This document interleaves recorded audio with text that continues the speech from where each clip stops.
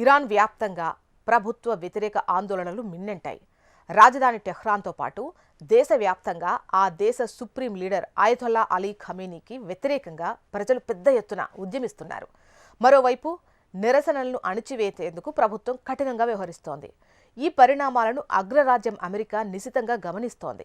Iran పెద్ద ఇబ్బందుల్లో ఉందని అమెరికా అధ్యక్షుడు డొనాల్డ్ ట్రంప్ అన్నారు. కొన్ని వారాల క్రితం నిజంగా సాధ్యమేనా అని అనుకోని సంఘటనలు జరుగుతున్నాయి. కొన్ని నగరాలను ప్రజలు స్వాధీనం చేసుకున్నట్లు నాకు అనిపిస్తోంది అని ట్రంప్ అన్నారు. ఇదిలా ఉంటే ఇరాన్ వ్యాప్తంగా అస్థిర పరిస్థితులు ఏర్పడడంతో అమెరికా జోక్యం చేసుకునేందుకు సిద్ధమవుతున్నట్టు తెలుస్తోంది.